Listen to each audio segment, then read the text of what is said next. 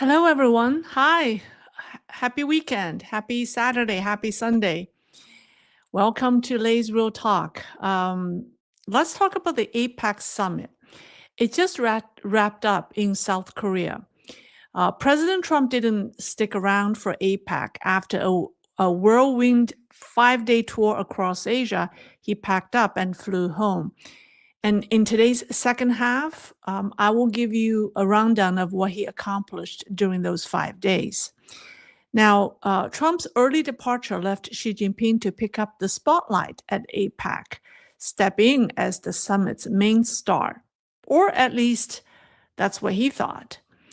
But the attention didn't go where he expected. People weren't just talking about his meetings or his speeches. They were talking about his height and where he stayed.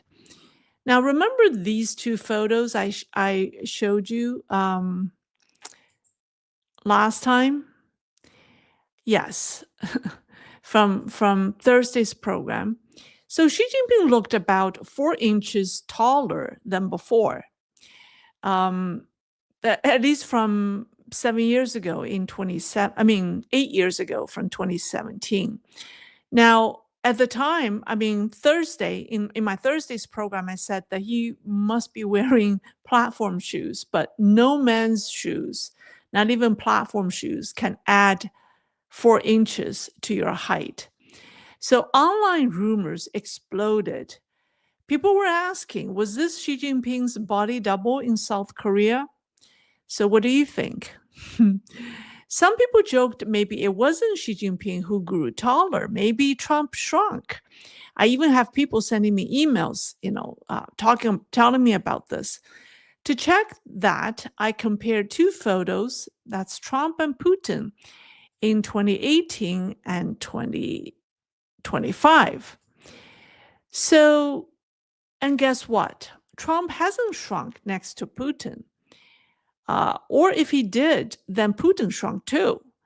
But Putin's just a few months older than Xi Jinping, if age were the reason. Now, all 3 men should have lost height, not just Trump. And they're all in their 70s. So the shrinking Trump theory doesn't hold up to explain Xi Jinping's sudden growth, a growth spur of 4 inches. So is that really Xi Jinping's body double in South Korea? Well, I'll leave that puzzle for you to decide. Now, on to the second mystery, Xi Jinping's hotel choice. Now, he is known for his lavish travels, his large, massive entourage, and a demand for top-level comfort, 5-star hotels, sometimes even 2 hotels booked at once for security, because you don't know which hotel he will be staying in. But this time, the Chinese delegation shocked everyone by choosing the Cologne Hotel. Where did the hotel go? Oh, here we go. The hotel. Yeah, it's a 4-star hotel. And this was reported by the South Koreans. Their newspaper reported this because they were shocked to see that Xi Jinping chose a 4-star property instead of one of the 2 luxury 5-star hotels in I think Gyeongju, where the APEC Summit was happening. It was the 2 5-star hotels were a Hilton and a Lahan Select. I think it's a Korean hotel. So why skip the 5 stars and settle for a 4-star? Well, the first explanation is security. The Cologne Hotel is surrounded by mountains. It's a quiet and secluded area that makes it easier to control access and avoid crowds. Perfect for a man as paranoid about safety as Xi. And the second is superstition, because the hotel is just 10 minutes away from a famous temple in South Korea. I think it's called the Balgusak Temple. It's a beautiful temple. I'm having another picture, and it's one of Korea's most sacred Buddhist temples. Now, Xi Jinping isn't religious, but he is famously superstitious. There's a difference, right? Being religious, that means you believe in the teachings of the Buddha. But superstitious, you don't have to believe in what the Buddha says, but you believe in the supernatural. So Xi Jinping is known to be very superstitious, and he likes to visit temples during his trips. Many of them are domestic trips, especially when he's in trouble, when he feels that he's not as strong. He's been going to a lot of temples in China lately. So that might have been a factor. And the third theory is money and power. Now, Xi Jinping doesn't have the same freedom to spend lavishly as before.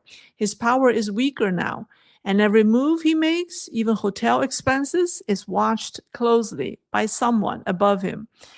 So that's another reason. And the fourth explanation, the wild one, is that it wasn't really Xi Jinping at all. If it was his body double, then staying at a 4-star hotel makes perfect sense when the budget is tight and there's no need for over-the-top luxury or top-tier security. Anyways, so whether it's for security, superstition, frugality, or simply because the real Xi wasn't there, the Chinese delegation's stay at the modest Cologne hotel has become a small but telling reflection of Xi's current political reality. And the South Koreans, are talking about it. Okay, now let's move to another viral moment, this one involving Trump and Xi Jinping. Now, here we go. Oh, I have the slides. The White House released some photos taken at the summit in South Korea. So, and these pictures, 4 of them, I mean, the White House released, I think, dozens of photos, quite a few, but 4 of them went viral because they showed something no one expected, Xi Jinping laughing. So here, I will show you the pictures. I'll make this bigger. So this is the first one. There are a series of 4 pictures. So here you have Xi Jinping, Trump holding out a card. And then Xi Jinping is looking, smiling. And then he holds out his hand, I think trying to point at it, pointing at it. And now look at the grin on his face. So these pictures went viral. So yeah, he burst out laughing, his eyes squinting with genuine amusement. It looked real, not that stiff diplomatic smile that we're used to seeing. So people all over the world now are guessing. So what did Trump show him that made Xi laugh like that? So 3 theories quickly emerged. All right, let me come back. Let me come back. Yeah. So there are 3 theories. The first is that it might have been one of Trump's famous note cards, the kind he uses in high-level talks, with his main points handwritten in Sharpie. Maybe it contained talking points about the trade deals, fentanyl, or rare earth exports. I doubt it. I mean, I don't think his notes would make him laugh like that, but who knows? That's possibility number 1. Number 2, it could have been a prank or a meme image. Trump has a well-known, he's known for his sense of humor or his prank. Maybe he showed Xi Jinping something funny, a joke, a parody, or even a self-deprecating meme, just to lighten the atmosphere and show his playful side. And the third, the most popular theory, is that it was a cute picture of his granddaughter Arabella Kushner, who speaks Chinese. Where is Arabella's picture? Oh, here's his granddaughter, Arabella, reciting a classical Chinese poem and singing in Chinese years ago when Xi Jinping and his wife visited Mar-a-Lago. So it's quite possible that Trump showed Xi Jinping a new photo of his granddaughter, maybe in a Chinese-themed Halloween costume, who knows? Something innocent and human that transcended politics. Personally, I don't know what it is, but I think logically, the most believable one would be the last one, right? Because in such a tense, formal setting, only something like a child's smile could make Xi Jinping and his usually stiff entourage drop their guard and laugh, even just for a few seconds. Now, after Trump left South Korea, Xi Jinping was given the country's highest honor, but still, the real spotlight at APEC wasn't on Xi. It was on Japan's new prime minister, Sanae Takaichi. She stole the show. She was seen sliding her chair over to chat with Indonesia's president. And then at one point, she even put her arm around Chile's president's shoulder, showing an easy and natural warmth that's rarely seen among Asian leaders, especially female Asian leaders. So those confident, down-to-earth moments captured on camera went viral, and they totally outshined Xi Jinping. But what really made waves was her meeting with Xi Jinping. It lasted barely half an hour. Oh, here we go. Yeah, so let's talk about these dynamic duo, their meeting. Could you imagine a meeting, a bilateral summit that lasted only half an hour with translation? That's like a 15-minute meeting or 20-minute meeting. I mean, it's very short. So the Japanese media called it a dialogue of ice and fire. So what do they mean? Well, when they shook hands, if you look at the picture, neither smiled. I think the Japanese prime minister looked more natural. She had a smile, a very fainted smile on her face, but Xi Jinping did not smile at all. So this is a sharp contrast to her cheerful, friendly meeting with President Trump just a few days earlier. Look at the difference. What people notice is the distance, the bodies, the distance between them, between the two pictures. They say that Xi Jinping and Takaichi stayed as far apart as possible when they shook their hands.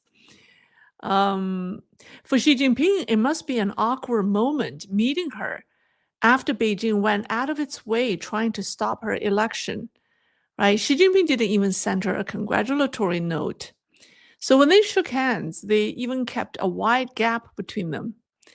And Bloomberg reported that Beijing is still trying to figure her out. But judging from Xi Jinping's stiff expression and that short, awkward meeting, that might take a while for them to figure her out. And then came the real shocker. Just 2 minutes in, right after the meeting, Takaichi went straight for the jugular. No fluff, no warm-up. She jumped right into a list of tough issues that hit all of Beijing's pressure points. I have a picture. Oh, here we go. What are they? Well, first is the Senkaku or Diaoyu Islands, depending on which side you're talking to. Diaoyu Islands or Senkaku Islands issue and East China Sea disputes. That's number one. Number two, China's rare earth export restrictions. Number three, the arbitrary detention of Japanese citizens. Number four, safety for Japanese nationals in China. Number five, China's actions in the South China Sea. Number 6, the erosion of freedom and rule of law in Hong Kong. Number 7, that's number 6. Yeah, number 7, human rights abuses in Xinjiang. And last but not least, North Korea's abduction of Japanese citizens. So if you look at these 8 topics, out of these 8, 3 aren't even directly about Japan, like Hong Kong, Xinjiang, or the South China Sea. They're not directly Japan's issues. And one of them, the North Korea's abduction of Japanese citizens, they're not directly related to China, even though China is behind North Korea. But the Japanese PM raised them anyway. She brought up every issue the CCP hates to discuss, and all within minutes of meeting Xi. So even veteran diplomats later admitted saying that opening that she gave was stunning. And then came the moment that went viral. When Takaichi mentioned Xinjiang, Xi Jinping reportedly stood up and left the room for the bathroom. So Japanese netizens joked Xi got so scared that he wet himself. Of course, that's an exaggeration, but it shows just how shocking that scene must have been for Xi Jinping, that he must excuse himself.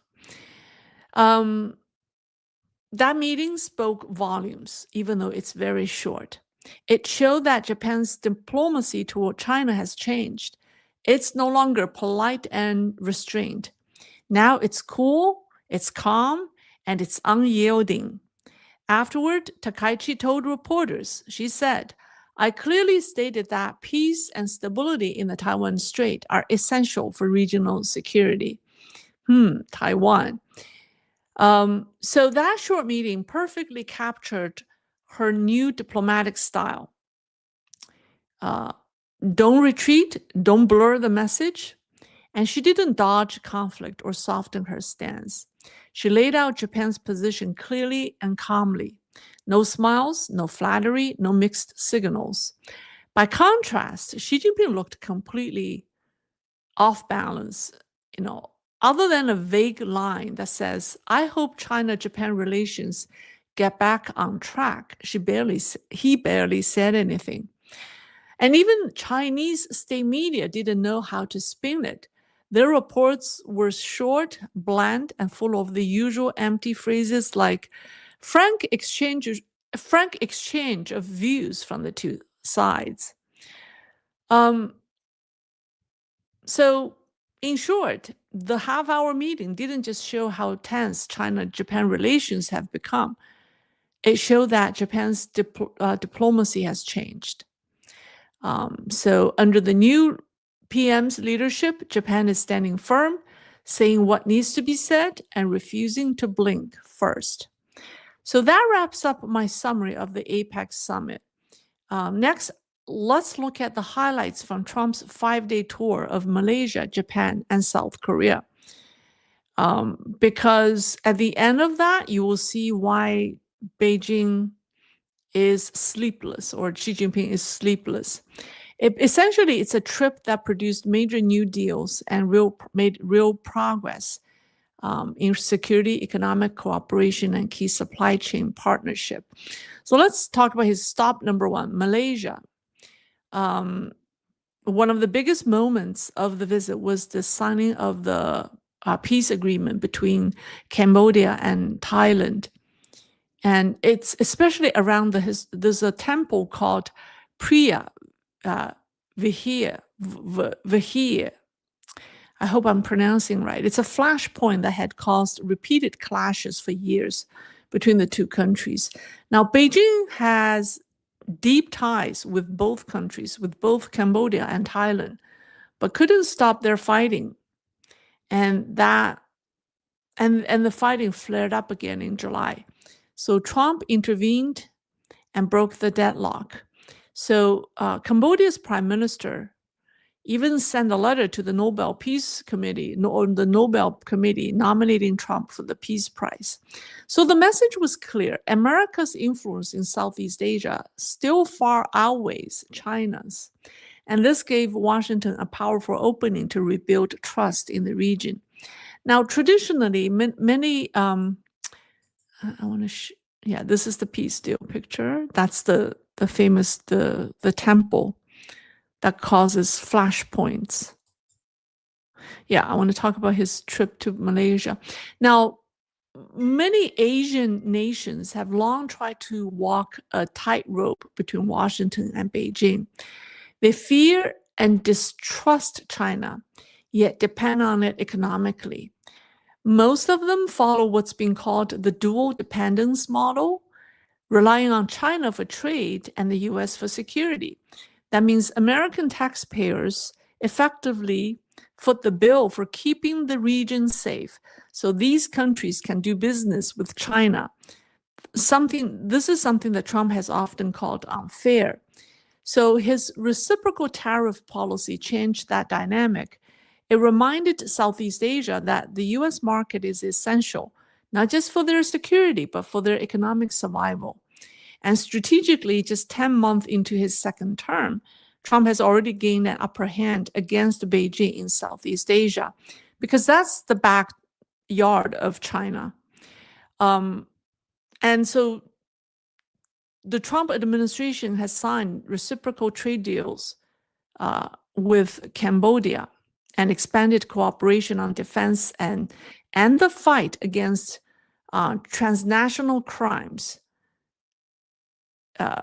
which are backed by Beijing. I mean, the CCP is the big boss ultimately behind these transnational crimes that are based in places like Cambodia and Myanmar along the Belt and Road routes. And then of the 10 Asian nations, Malaysia has traditionally been the friendliest toward Beijing. China has been Malaysia's largest trading partner for years. And just this past April, China and Malaysia even issued a joint statement to build a high-level strategic community with a shared future, whatever.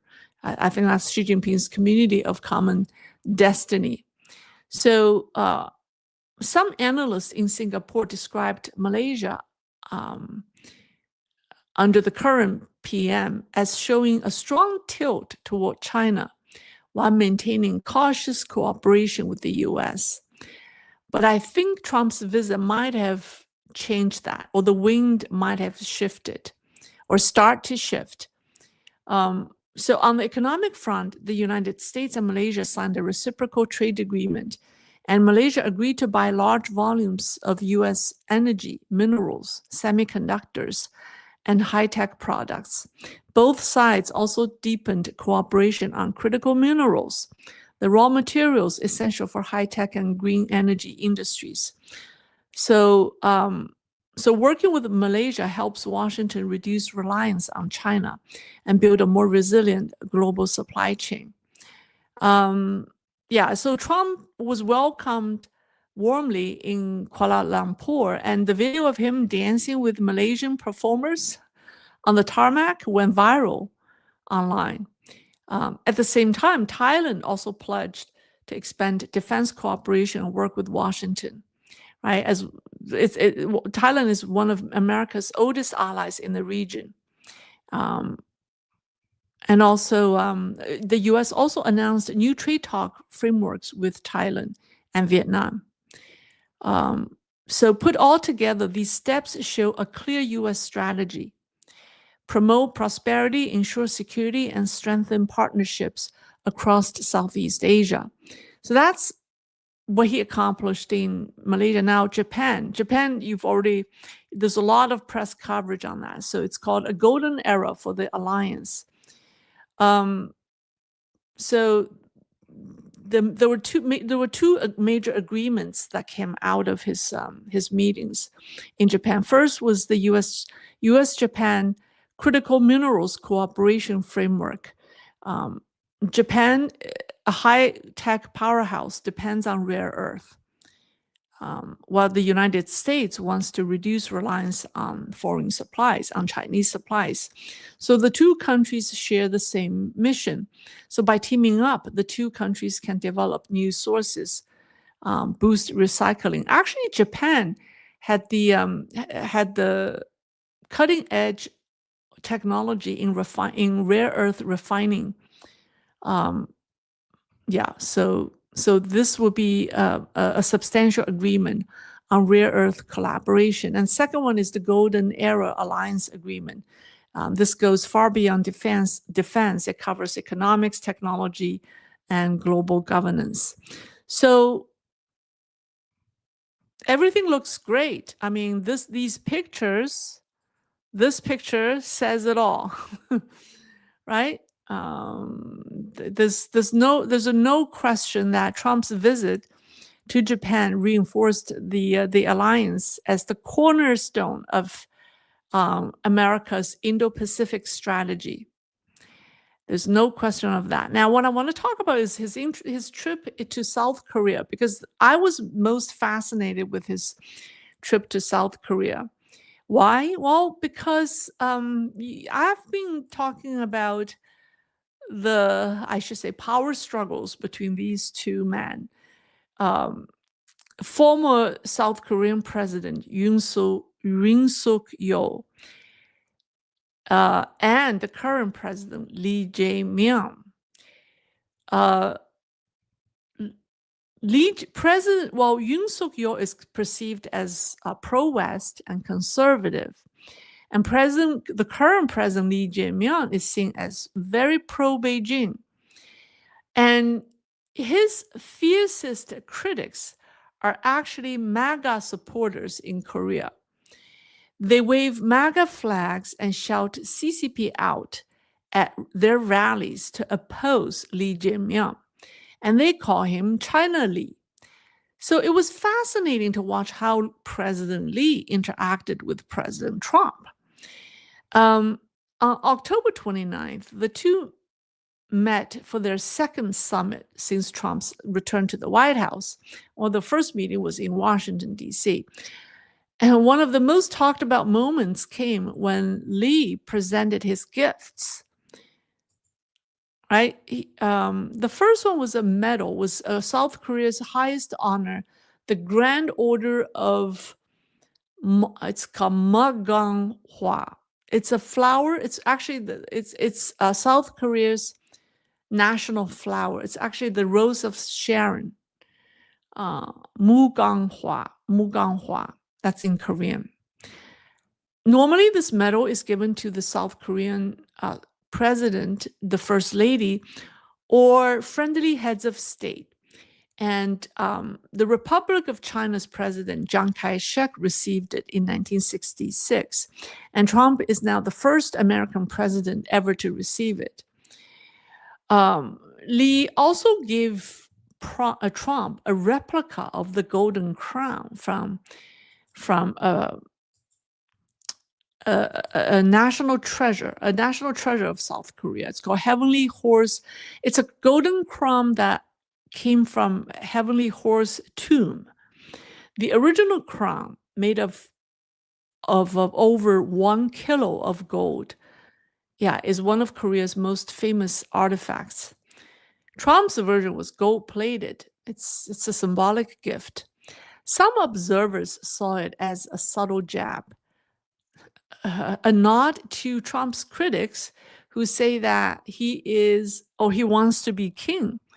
Just weeks earlier, anti-Trump protests broke out across the US, and they had used the slogan, "No King," right? Remember the "No King" protest against Trump? So the crown gift from President Lee felt like part compliment, part ridicule, depending on how you look at it.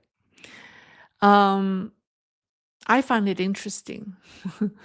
Still, their meetings produced major results. I'm sure the gift was received positively by President Trump. The two leaders signed a new U.S.-Korea trade agreement, cutting reciprocal tariffs from 25% to 15%. And this is This is a big deal because for years, trade tensions over cars and steel strained the relationship. Now, Korean exports to the US will be cheaper and more competitive. And American goods will have easier access to the Korean market. This is a real win-win. And they finalized details of 350 billion investment packages, including aviation purchases, defense and energy cooperation, and rare earth supply chain collaboration. Now, Trump also made an important pledge on semiconductor tariffs, promising that South Korea's chip exports will not face higher duties than Taiwan's. Given that Taiwan and South Korea dominate the global chip industry, this promise ensures fair competition between the two. So that's substantial. And the most strategic and controversial outcome was Trump's approval for South Korea to build nuclear-powered submarines, replacing its current diesel fleet.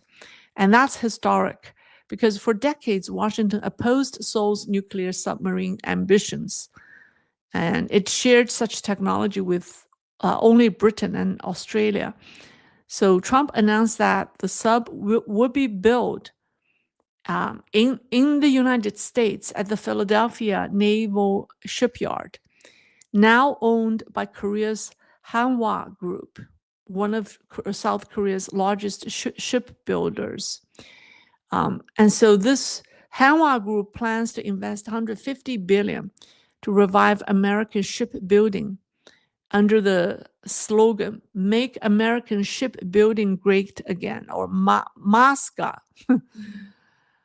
So this move hit several goals at once, deterring North Korea, pressuring China, and tighten the US-Korea alliance. All they have to do is make sure that there's no Chinese spies mixed in the South Korean team.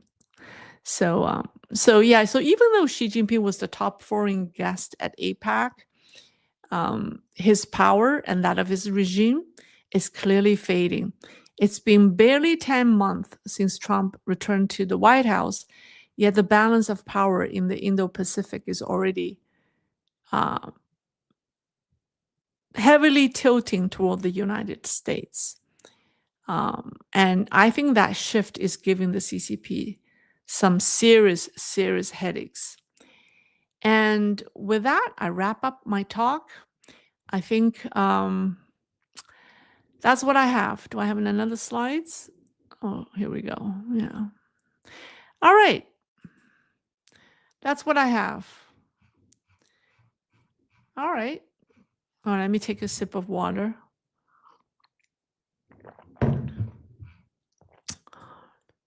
Mark Irvin. Well, thank you, Mark, for the early support. I truly appreciate that. Thank you. Thank you so much.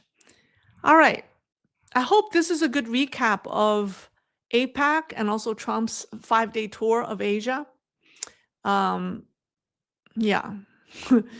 I still don't know. I mean, I still don't know if it was real Xi Jinping at APEC or it was his body double. I don't know. I'm 50-50.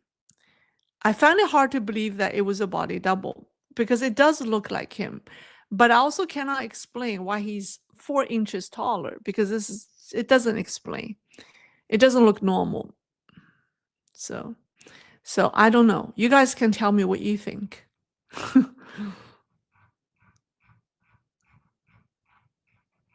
Okay, well, thank you. Thank you for the super stickers. Let's see. Questions? Lei always comes tidy. It's true. Okay, tidy? Okay, that's good.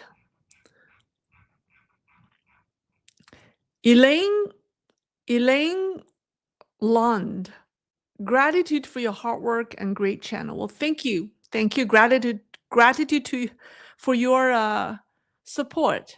Thank you. Mani Kaila, do Chinese people drink tea without adding sweetening? No honey, syrup, or sugar? No. Chinese do not consume so much sweets. I think by comparison, Americans consume so much more sugar, so much sugar. You have dessert. We don't eat dessert, and we don't add sugar or honey to tea. So yeah, so there's very little. The sugar we consume are pretty much the sugar we put into the dishes. Because some dishes you need to add a little bit of sugar to bring out the taste. Yeah. Yeah, I add honey in tea. Yeah, sometimes I would.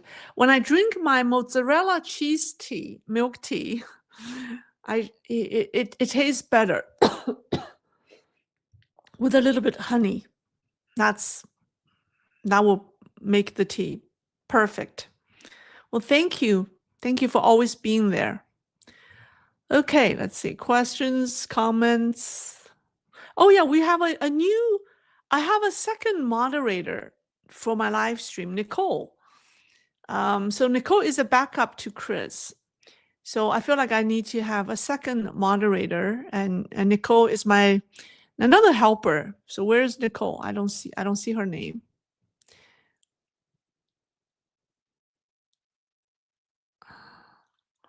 Someone said Japan has the worst economy on earth. No, I disagree. I think the CCP has the worst economy on earth, but they do a good job covering it up. There's no way Japan has the worst economy on earth. Trust me, it's China.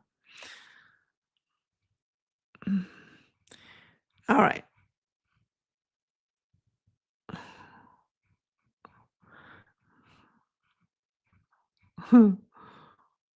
Someone said, Lei, you talk so much rubbish. I take that as a compliment. In our day and age, sometimes the opposite is true. Felix the cat, 69. Hi, Lei, watching the World Series now. Just wanted to say hi, and we'll watch tomorrow. Your blouse looks great. Yeah, it's a sweater. Has this great chain pattern that I love. I love great patterns on clothing. Yeah, this one immediately got my attention. I bought it without hesitation. Thank you. Drusilla Schultz, late. Thank you. She body double. Why so much security for she at the meeting with Trump? Trump will have trade with other countries and let CCP have trade for products that are not important to the US. She brought it up. Why so much security? I mean, he has securities at all times. So it wasn't just the Trump meeting. They say the location of the meeting with Trump is very unusual because it was in a military base.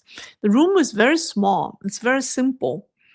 It's the first time the CCP leader is meeting their counterpart, a major counterpart, at their military facility, and that has not happened before. The wisdom to know. Well, thank you, the wisdom to know. Nanjing Tunrou, everyone mentions about his height. Yeah, everyone talks about his height. So apparently, that's the topic. Well, I don't know. I should mute this.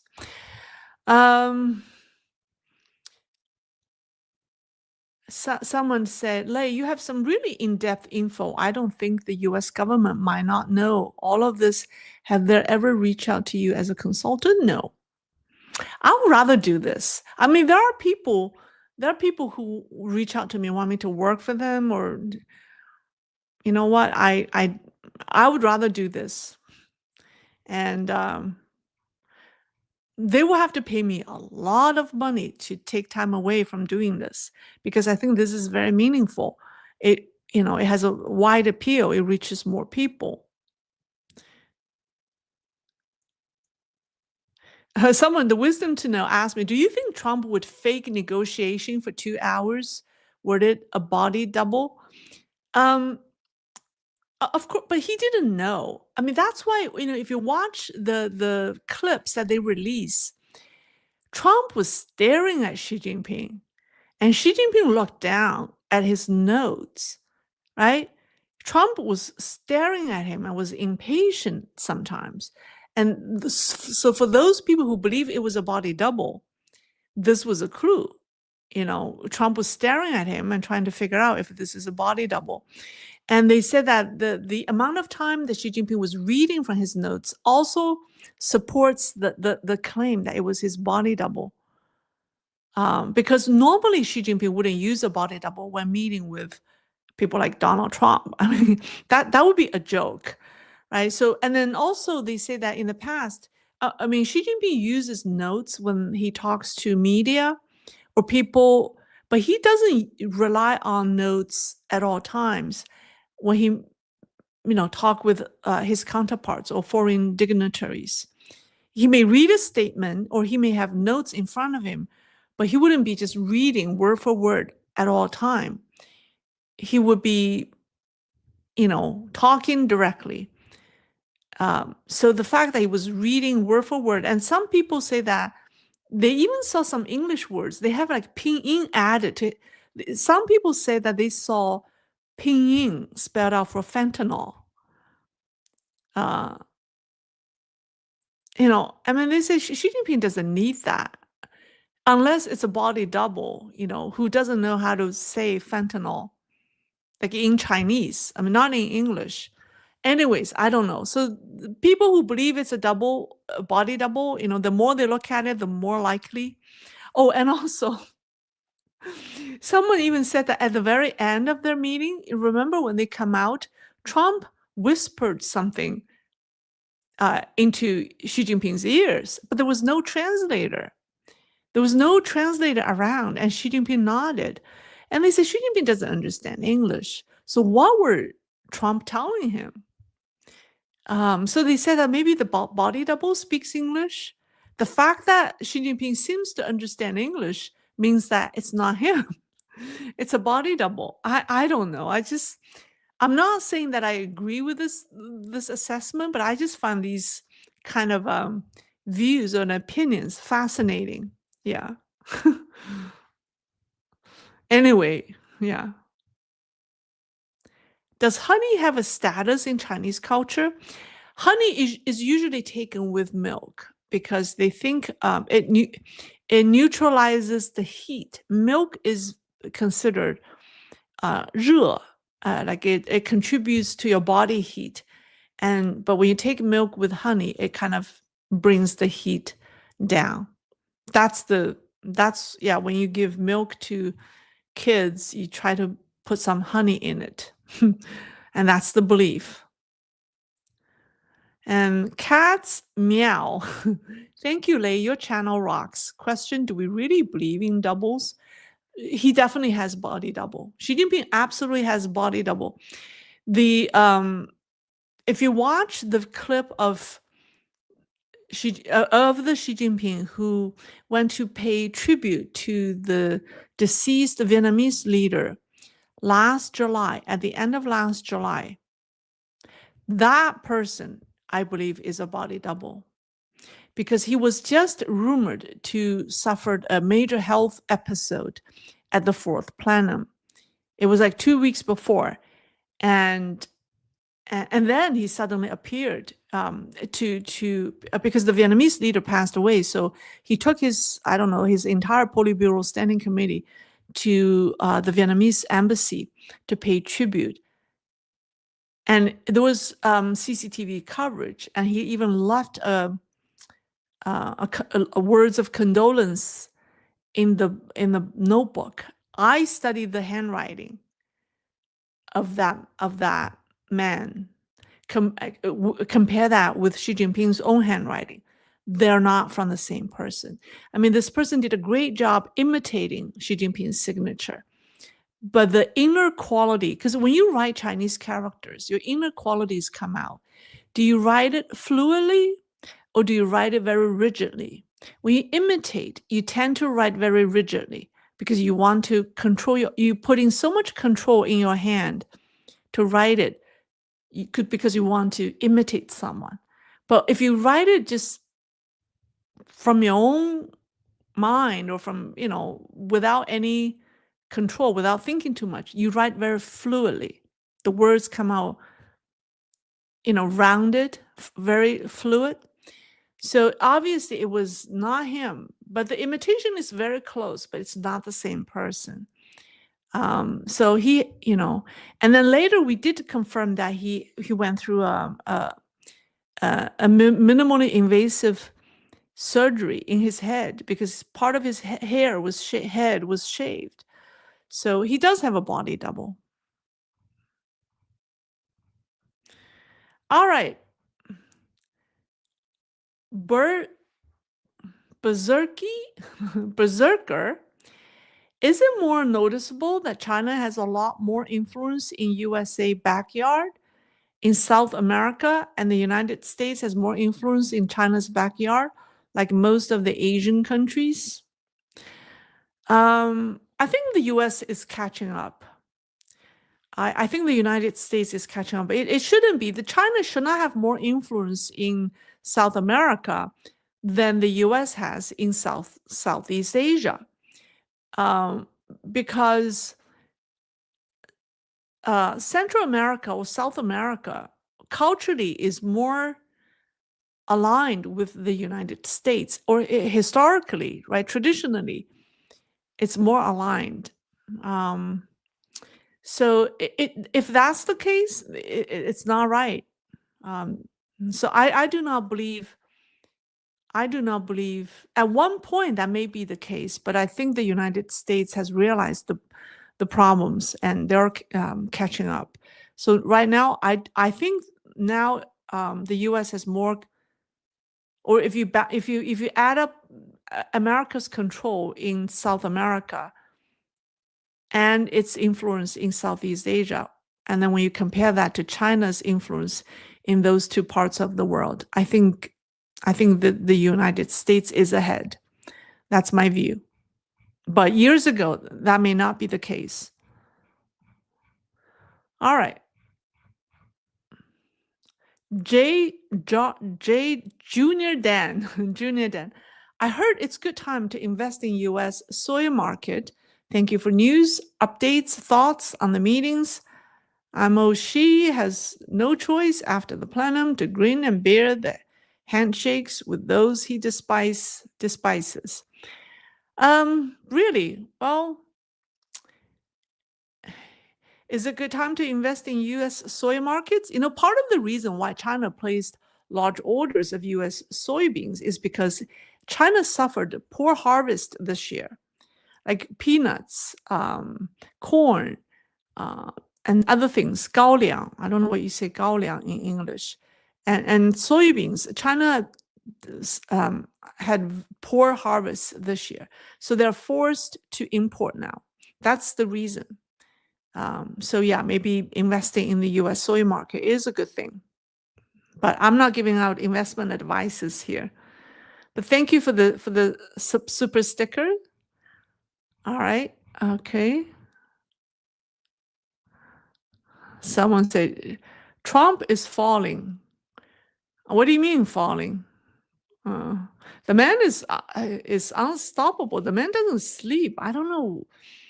Yeah, what drives him? I mean, he's very motivated. I mean, I think the worst politicians are those who have no visions. Whether you like Trump or not, he has a vision. He has a clearly defined vision. He knows where he wants to bring his country to. But there are a lot of politicians in the world who are just saying who are only talking about their vision. Whether or not they truly believe in them is another thing. So that's why they're not very convincing. Someone said, Drusilla, maybe it's a body double because she is not well. It's very possible. But if it is, then they did a good job training that person. Because he's very much like Xi Jinping.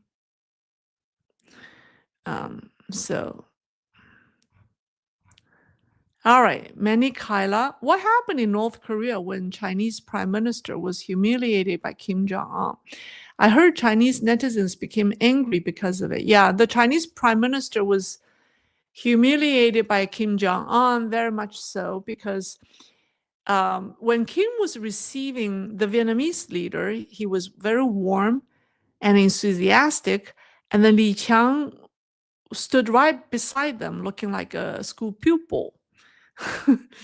But they say part of that is Li Qiang's personality, because he has always behaved like that. Because Xi Jinping, he's always in the shadow of Xi Jinping. And then also when Kim Jong-un bid him farewell, the Chinese premier, say goodbye to the Chinese premier, Kim Jong-un kept his hands in his pockets. And he didn't even take out his hands from his pocket. And that's rude. So that's what the Chinese are angry. Well, maybe it's good. It's not a bad thing. Okay. All right.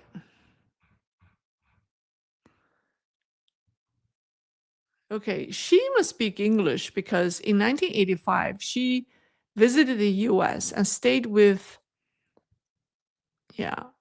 But I mean, he might spoke a little bit English, but if you do not use English, you don't speak the language.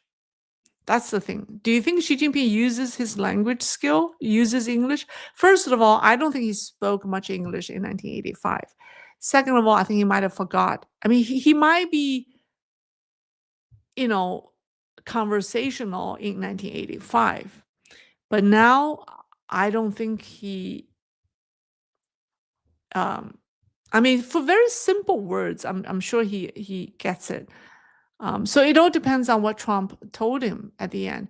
And Trump whispered twice at the end. So the Chinese are all guessing. All right.